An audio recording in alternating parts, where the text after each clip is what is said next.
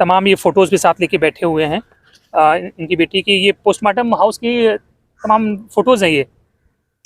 तो ये देखिए पोस्टमार्टम हाउस में, उससे पहले के हैं। अच्छा हॉस्पिटल में जब ले गए थे उस दौरान इनकी बेटी की तस्वीरें हैं। और इनकी बेटी है जो स्कूल में तमाम फंक्शन में परफॉर्म कर रही है।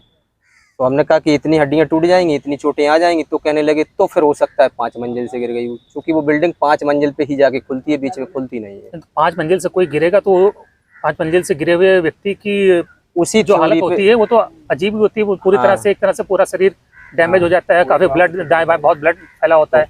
वास्तविकता ये है कि 20 जनवरी की रात को उसके हॉस्टल के अंदर ही उसके साथ दुष्कर्म करके, उसकी हत्या करके, उसके कपड़े अपड़े बदल के, उसे पहुँच के सब कुछ करने के बाद जब डेड हो गई तो बचने के लिए एक औपचारिकता पूरी करते हुए हॉस्पिटल ले गए।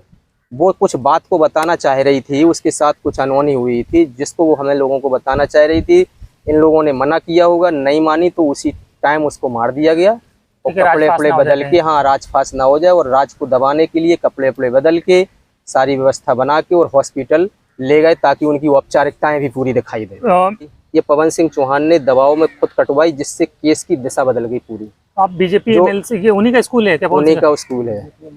तो केस की दिशा बदल गई और दिशा बदल के वो धीरे धीरे इसको सुसाइड का रूप देना चाहते थे। आपका कहना है कि बीजेपी एमएलसी पवन सिंह है, उनका स्कूल इसमें आपकी बेटी पढ़ती थी जी। तो उन्हीं के वजह से आपका कहना है कि जांच सही दिशा में नहीं हुई है। हाँ, फिर पुलिस भी उन्हीं की थ्योरी पे जांच करने लगी। इसी साल 20 जनवरी को लखनऊ के एसआर ग्लोबल स्कूल में कक्षा 8 में पढ़ने वाली 12 वर्ष की छात्रा की संदिग्ध परिस्थितियों में मौत हो गई थी। स्कूल प्रशासन का कहना है कि वो ऊंचाई से गिर गई थी, इसलिए उनकी मौत हुई थी, जबकि उनके पिताजी यहाँ पिछले 14 दिन से धरना दे रहे हैं और उनका कहना है कि ये एक सुसाइड केस नहीं था, बल्कि वो आरोप लगा रहे हैं कि छात्रा की रेप के बाद हत्या की गई है और उन्होंने पुलिस में कंप्लेन भी करी थी। उनका कहना है कि पुलिस ने कोई कार्रवाई नहीं की। क्यों नहीं की उसकी वजह वो खुद बताएंगे, उनसे हम बात करते हैं। भाई साहब, ये घटना भी देखिए, ये तमाम ये फ़ोटोज़ भी साथ लेके बैठे हुए हैं। इनकी बेटी की ये पोस्टमार्टम हाउस की तमाम फ़ोटोज़ हैं ये। तो ये देखिए पोस्टमार्टम हाउस में, उससे पहले के हैं। अच्छा हॉस्पिटल में जब ले गए थे उस दौरान इनकी बेटी की तस्वीरें हैं। और इनकी बेटी है जो स्कूल में तमाम फंक्शन में परफॉर्म कर रही है और ये 2022 की तस्वीरें हैं। तो ये देखिए इसी साल जनवरी की घटना है, 20 जनवरी की। भाई साहब, आप क्यों कह रहे हैं कि ये सुसाइड केस नहीं है या कोई दुर्घटनावश नहीं, उसकी डेथ हुई थी? पुलिस तो जो स्कूल प्रशासन है वो यही बात कह रहा है। स्कूल प्रशासन तो पहले ये कह रहा था कि खाना खा करके आ रही थी और ग्राउंड फ्लोर पे गिर गई है। पहला बयान तो स्कूल प्रशासन का ये था। जब हमने पूछा कि खाना किन के साथ खा के आ रही थी तो वार्डन कह रही थी हमारे साथ, दूसरा कह रहा था हमारे साथ, तीसरा कह रहा था हमारे साथ। पलट में हमने ये कह दिया कि खाना तो उसने खाया ही नहीं, पोस्टमार्टम में आया ही नहीं। तब कहने लगे कि तो हमने नहीं देखा, वो वहाँ तक गई थी, हमने ये देखा टेबल तक गई थी। इस हिसाब से स्कूल प्रबंधन तो और प्रशासन और वार्डन को तो सब बयान प्रत्येक दिन बदलते चले जा रहे हैं। पहले उनका कहना यह भी था कि ग्राउंड फ्लोर पे ही गिरी थी, इस जगह पे गिरी थी। जब हमने कहा इतनी हड्डियां नहीं टूटेंगी। ग्राउंड फ्लोर पे गिरी थी? कहाँ से गिरी थी, कितनी ऊंचाई से? कोई ऊंचाई से नहीं, केवल अपने शरीर की ऊंचाई भर से गिरी, चलते चलते गिर गई, चलते चलते गिर गई थी। तब तो हमने कहा कि इतनी हड्डियां टूट जाएंगी, इतनी चोटें आ जाएंगी, तो कहने लगे तो फिर हो सकता है 5 मंजिल से गिर गई हो, क्योंकि वो बिल्डिंग 5 मंजिल पे ही जाके खुलती है, बीच में खुलती नहीं है। 5 मंजिल से कोई गिरेगा तो 5 मंजिल से गिरे हुए व्यक्ति की उसी जो हालत होती है वो तो अजीब ही होती है। वो पूरी तरह से, एक तरह से पूरा शरीर डैमेज हो जाता है, काफी ब्लड दाएं बाएं बहुत ब्लड फैला होता है। बल्कि उस स्पॉट को हमने देखा तो स्पॉट पे एकदम झरा पुछा पड़ा हुआ था, एक बूंद खून नहीं था, कोई चीज नहीं थी। वो चूंकि वास्तविकता में स्पॉट था ही नहीं, उसको तो केवल बताया जा रहा था।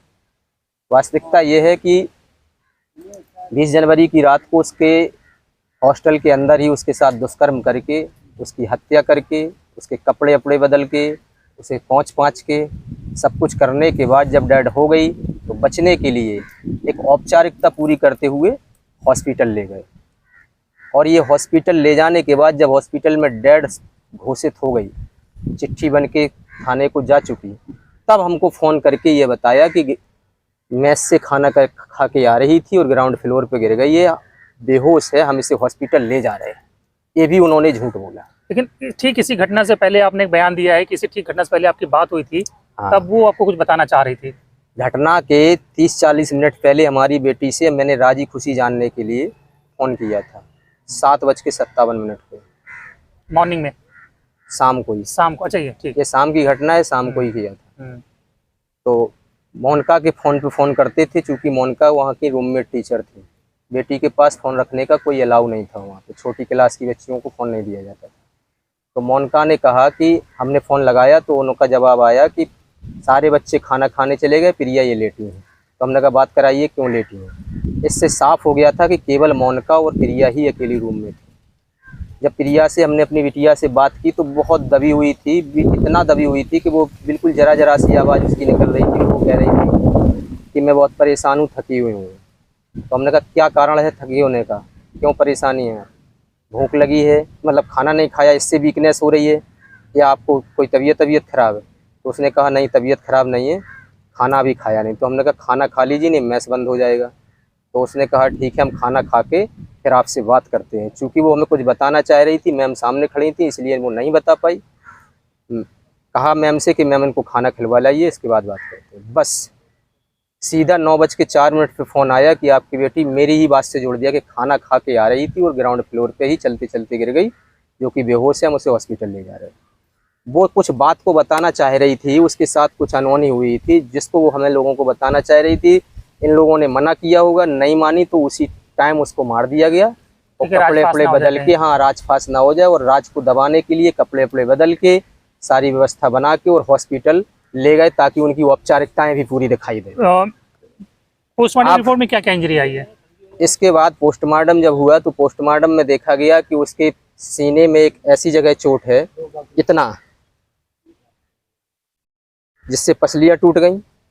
और उसके पहले एक महत्वपूर्ण बात यह है कि पोस्टमार्टम में और साधारण बॉडी में भी उसके 10 उंगलियां और हाथ और कलाई पूरी तरीके से छिले हुए थे, रगड़े हुए थे और नीलों के निशान थे। ऐसा साफ साफ प्रतीत हो रहा था कि वो बचाव करती रही, अपना पिटती रही, और किसी भी तरीके से जो उसके साथ दरिंदगी या कुछ भी किया जा रहा था उसमें वो बचाव करती रही, संघर्ष करती रही। वो बिल्कुल हाथों की इंजरी से पूरा साफ है, कलाइयों में भी है, इधर भी है। जब उसके बाद उसको एक सीने पे कर्री चोट मार दी गई तब वो गिर गई होगी, चूँकि बच्ची तो बच्ची है। इसके बाद फिर उसको पीछे से घसीटा गया, तो घसीटने के यहाँ से लेके यहाँ तक पूरे घसीटने के निशान है। पैरों पे यहाँ से लेके यहाँ तक क्लॉटिंग है, खून की जमी हुई थी। और वो गर्दन पे भी एक चोट है, चोट है पीछे भी है, एक फ्रैक्चर आगे है, पीछे है, दाएं बाएं हैं। इस हिसाब से कई फ्रैक्चर आए हैं। तो वही बात को लेके हमने कहा कि इतनी चोटें नहीं हो सकती हैं ज़मीन पे गिरने पे। तब वो कहने लगे 5 मंजिल से कूद गई होगी। तो क्या दुष्कर्म की कोई पुष्टि हुई थी पीएम में? दुष्कर्म की पुष्टि इस बात की हुई है कि पीएम में जो एमएलसी साहब हैं वो परमानेंट खड़े रहे, वो कई बार अंदर बाहर गए और उन्होंने उसका अहम पार्ट्स ये कटवा दिया कि उसकी स्लाइड नहीं ली गई, बाल और नाखून डीएनए के लिए नहीं लिए गए, जबकि उसके पोस्टमार्टम में एक लाइन लिखी है कि 2.5 लीटर खून यूट्रस के आसपास जमा हुआ पाया गया। ऐसी स्थिति में स्लाइड क्यों काट दी गई? ये पवन सिंह चौहान ने दबाव में खुद कटवाई, जिससे केस की दिशा बदल गई पूरी। आप बीजेपी एमएलसी के उन्हीं का स्कूल है क्या? उन्हीं का स्कूल है। तो केस की दिशा बदल गई और दिशा बदल के वो धीरे धीरे इसको सुसाइड का रूप देना चाहते थे। आपका कहना है कि बीजेपी एमएलसी पवन सिंह है, उनका स्कूल इसमें आपकी बेटी पढ़ती थी जी, तो उन्हीं के वजह से आपका कहना है कि जांच सही दिशा में नहीं हुई है? हाँ, फिर पुलिस भी उन्हीं की थ्योरी पे जांच करने लगी और पुलिस बता रही है कि ये लड़की, लास्ट में पुलिस ने जो अपनी आख्या दी, मतलब वो दी है रिपोर्ट, उसमें पुलिस बता रही कि ये लड़की 70 फुट ऊंचाई से 5.5 मंजिल से, क्योंकि 5 मंजिल की मंजिल है, वो 4 फुट की उस पर जाके मैंने उसी टाइम देखा बाउंड्री है, उससे कूद ही नहीं सकती, गिर ही नहीं सकती है। तो उन्होंने 70 फुट ऊंचाई से गिरा हुआ पुलिस अपनी थ्योरी में कह के चल रही है। तो सबसे पहले तो हम ये देखेंगे कि मान लीजिए उस दिन कोई नहीं था, लेकिन हम थे, फोटो देख लीजिए। आज कोई कहे कि ऊपर से कोई गिर गया तो पहले बॉडी के दर्शन करिए कि ऊपर से गिरने पे क्या हालत होगी। 70 फुट ऊंचे से नीचे हार्ड सरफेस आरसीसी है, सब तो छत विच्छत हो जाएगा। तो पहले तो इस बात को देखते हैं कि बॉडी क्या कह रही है। इसमें तो कहीं से नहीं लग रहा है कि बहुत ऊंचाई से गिरी है। फिर इसके बाद सवाल इस बात का खड़ा है कि पुलिस को जब हमने कहा कि बॉडी ये नहीं है उस जगह की, तो वो कहने लगी कि ठीक है, हम सीन रिक्रिएशन करा लेते हैं, हमें लग रहा है कि ऊपर से ही गिरी है। चूंकि पवन सिंह साहब कह चुके थे तो पुलिस की औकात कहाँ जो दूसरी जगह पे वो इन्वेस्टिगेशन कर ले। हाँ, तो सीन रिक्रिएशन के लिए फॉरेंसिक एक्सपर्ट को बुलाया गया। उसमें उन्होंने डमी 3 बार गिराया नीचे एक पुतला बना करके। वो तीनों बार डमी का सर जो है वो जमीन में लगा। और यहाँ मेडिकल रिपोर्ट में प्लस इन फोटो में मेरी बेटी के सर में कोई इंजरी नहीं है। लेकिन हमने इसका विरोध किया कि डमी का सर टकराया है, यहाँ से लड़की नहीं गिरी है, फिर भी उन्होंने अपनी वही रिपोर्ट लगाई जो उनको लगानी थी। तो किस पे आपको शक हो रहा है? इसके बाद उन्होंने ये काम किया कि हम मान भी लेते हैं पुलिस की इन्वेस्टिगेशन के, चलिए उनकी आख्या उनके कहने के अनुसार लड़की बाहर पड़ी। जब हम अंदर गए उसी टाइम रूम की सर्च किया हमने, जब डेड बॉडी को लेके वहाँ जा रहे थे पोस्टमार्टम, उसके पहले स्पॉट देखा और रूम देखा। तो रूम में हमें कुछ कपड़े मिले। उन कपड़ों में ये वाली पैंट देखिए ऊपर जो लगी है, ये पैंट मिली वहीं पे रूम में अंदर।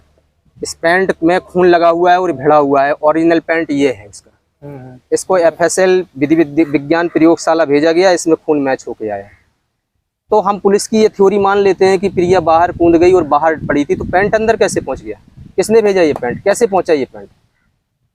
तो पुलिस की थ्योरी यहाँ खत्म हो जाती है। अब बात आती है ये कि पुलिस जानबूझ के वो सब कर रही है, उसने कार्रवाई नहीं की क्योंकि उनको बचाना चाह रही है, दबाव में है। इसके बाद पुलिस ने एक छूट उनको और दी कि बेटी के रूम को खुला छोड़ दिया। तो उन लोगों ने उसके हत्या के सारे सबूतों को आसानी से मिटाया, आत्महत्या के बनाए। और उनमें एक काम किया कि बेटी की एक नोटबुक निकाली। उन नोटबुक में क्या नाम से बेटी के नाम से एक लेटर लिखा, सुसाइड बनाने की कोशिश की, 3-4 लेटर लिखे। मुझे भी हैरेस किया गया कि ये लेटर मिले, हमने कहा ये नहीं है। FSL भेजे गए, मिसमैच हो गए, राइटिंग मिसमैच हो गई। इसके बाद भी पुलिस उन बिंदुओं पे कोई ध्यान नहीं दे रही है। पुलिस को कोई मतलब नहीं है। पुलिस को सिर्फ उतना देखना है कि MLC साहब ने इसको क्लोज कर दिया सुसाइड बता के। हाँ, शायद, हमें अभी कंफर्म पता नहीं है, लेकिन ये जानकारी लगी है कि इस पे FR लगा दी गई है, नहीं गई है अभी, हमें शायद पूरा, हमारे पास कोई लीगल वो नहीं है। अभी आप क्या चाहते हैं? अब हम इसकी गिरफ्तारी चाहते हैं और ऐसे स्कूल पे कार्रवाई हो। जब हमने पूछा कि CCTV दिखा दी, प्रिंसिपल के प्रबंधन की जब हमने कहा कि CCTV दिखा दीजिए कि कहाँ गिरी है, मैस तक गई हो वहाँ के दिखा दीजिए, मैस में लगा हो वहाँ के दिखा दीजिए, बोले कहीं नहीं है, लगे हैं लेकिन काम कहीं नहीं करते हैं। इसमें वार्डन और मोनिका से बात हो रही थी, उन्हीं ने मेरी बेटी को किसी के पास सुपुर्द किया है, किसी के पास तस्करी की है, या किसी को बुला के वहीं किसी रूम में जो भी किया हो वो जाने। लेकिन ये 2 लोग इसके मुख्य आरोपी हैं, तीसरा तो है ये, लेकिन 2 लोग। तो इनकी गिरफ्तारी और ऐसे स्कूल पे कार्रवाई होनी ही चाहिए जिसमें CCTV तक नहीं है। कौन से मानक के अनुरूप ये विद्यालय चल रहा है? आप रहने वाले कहाँ के हैं और यहाँ पर कैसे बेटी को आपने भेजा था पढ़ने के लिए? मैं मूल रूप से जनपद जालौन का रहने वाला हूँ और यहाँ मैं रहता था पहले, तो बेटी को पढ़ाता था यहाँ रह के। कुछ परिस्थितियाँ ऐसी आई हैं जिनकी वजह से मुझे घर पे जाना पड़ा, तो 5-6-7 महीने से अभी हॉस्टल रखा था, हॉस्टल में। और अगर इनको जांच करनी है तो CBI जांच के अलावा मुझे किसी जांच पे भरोसा नहीं है, क्योंकि FSL वो अपने कब्जे में कर ले रहे हैं, पोस्टमार्टम वो अपने कब्जे में कर ले रहे हैं, पुलिस को वो अपने कब्जे में कर ले रहे हैं।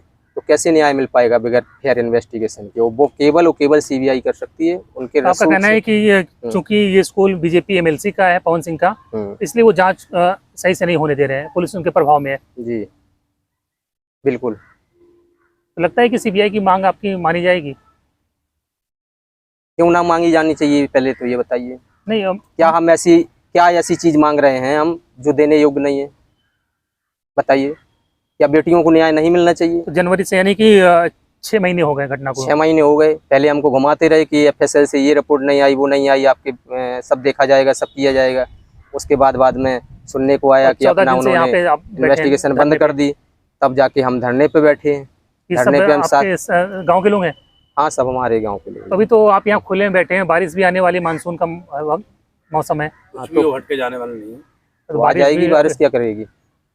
ऐसे यही भीगते रहेंगे, चली जाएगी। हाँ, यही भीगते रहेंगे ऐसे खुले में। हाँ, तो क्या करेंगे? तो देखिए, ये तमाम लोग बैठे हुए हैं, पूरे इनके साथ में धरने में शामिल हैं, और इनका कहना है कि इनकी बेटी की मौत कोई सुसाइड नहीं है, बल्कि वेल प्लान तरीके से उसकी हत्या की गई है। और हत्या से पहले इनका आरोप है कि उसके साथ दुष्कर्म भी हुआ है, और इन तमाम चीज़ों को छुपाने के लिए जो स्कूल प्रबंधन है वो जांच सही तरीके से नहीं होने दे रहा है, उसने तमाम सबूतों को मिटाया है। और चूंकि स्कूल बीजेपी एमएलसी का है, पवन सिंह का है, इसलिए पुलिस उनके रसूख के आगे नतमस्तक है और इसलिए इस पूरे मामले की जांच पुलिस ने सही से नहीं की। इसलिए इस पूरे मामले की जांच अब ये सीबीआई से करवाने की मांग कर रहे हैं।